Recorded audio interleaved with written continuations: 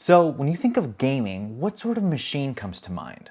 To most people, they probably consider a gaming PC or maybe even a console like a PlayStation 5 or an Xbox One X. But very few people would consider handheld consoles. And with the recent rumors of a new Switch Pro coming out and crowdsourced PC handhelds gaining some steam, it occurred to me to ask the question, what was the handheld console history like? And how successful were they? Also, do they even have a substantial future? The answers to all those questions and many more here at Techonomics. Hey guys, it's Carlos, always trying to provide you with insight on technology and how it's affecting you and the world at large. I love handheld consoles, obviously because they're portable, but more than anything, I love seeing how much better they've gotten over time. But to really understand why that is and where they can go from here, we need to know the history and get some context. So handheld consoles have actually existed for almost 50 years. The first one to come out was the Microvision in 1979 by Vectrex Systems. Right after, in 1980, the Game & Watch came out. So if you ever wondered where the Game & Watch character came from in Smash Bros, it came from a game that came out with this console. That said, it was actually extremely limited in that you could only ever play 2 games in any given console. Also, it wasn't particularly successful, which is understandable considering the handheld console was a completely new space at the time. So it wasn't until 1989 that the next handheld was released in Nintendo's Game Boy. With the success that Nintendo had with their NES, customers felt compelled to buy their new handheld, and they did so in massive numbers. The Game Boy single-handedly revolutionized the space and prompted a ton of copycats in consoles like the Game Gear, Nomad, Virtual Boy, and many others. The Game Boy also started Nintendo's monopolization of handheld consoles over the next decade and a half. And building off their success, they released the Game Boy Color in 1998. Between the Game Boy and Game Boy Color, Nintendo sold over 118 million units. A major part of their success being that they were able to convince developers to build for their consoles. For example, a small little gaming franchise you might have heard of before started with the Game Boy. Pokemon, with Pokemon Red and Green. And it was off the backs of games like Pokemon, Mario Bros, Kirby, Mega Man, and many others that Nintendo was able to release the Game Boy Advanced and Game Boy Advance SP to keep control of the market well into the mid-2000s. Now that it's clear how Nintendo got control of the handheld market, let's talk about what happened after and who else got into it. This is when Sony decided to enter the picture. They saw a hole in the market in that no handheld console really tried to capture the ultra high end. So they came out with the PSP, or PlayStation Portable. The idea being that you'd be able to run games that were just as good or at least really close to fully fledged console games, the likes of which that you could use on their PlayStation 3. And there were even more perks in that you could even use it as a controller for your PS3 too. With 80+ million consoles sold, it was a complete success. They later released the PSP Go in 2009, a lighter, less powerful version of the PSP.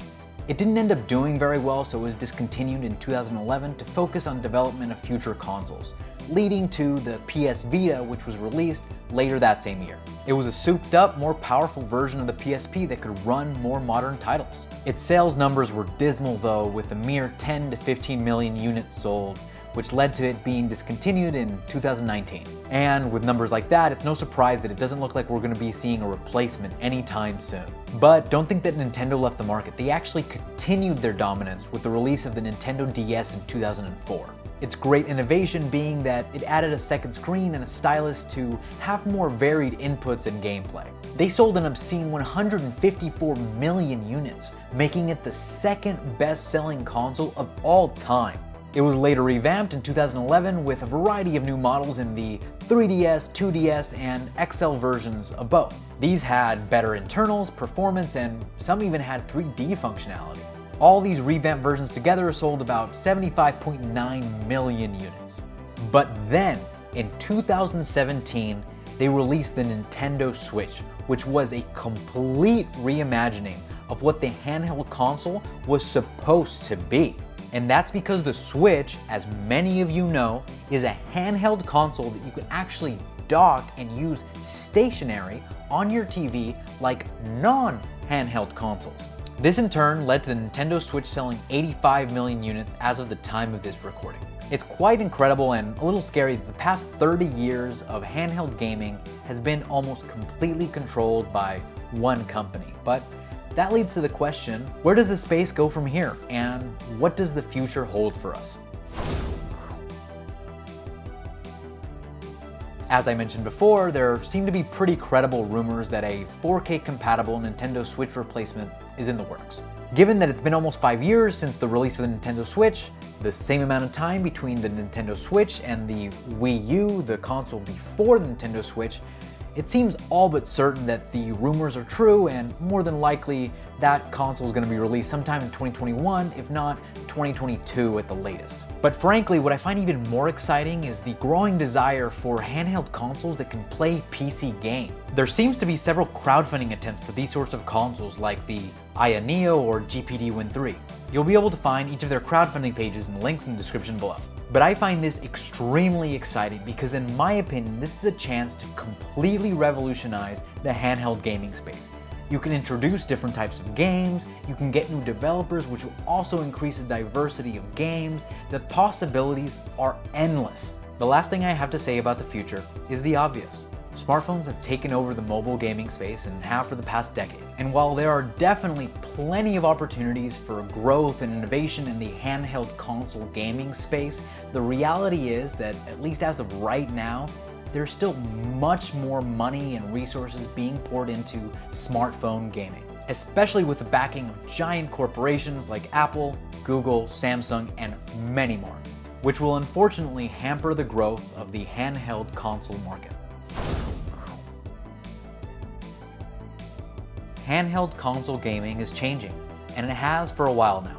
Customers don't want to be limited to the mobile versions of games, which is why the PC handhelds have been gaining steam, and it's also why the Switch is both a handheld and can be docked. And while smartphones do have a solid control on the market, the reality is that you can never beat specialized hardware. So as the technology advances, it seems that the desire for handheld consoles is going to increase because that's the only way that you're going to be able to get the best performance possible.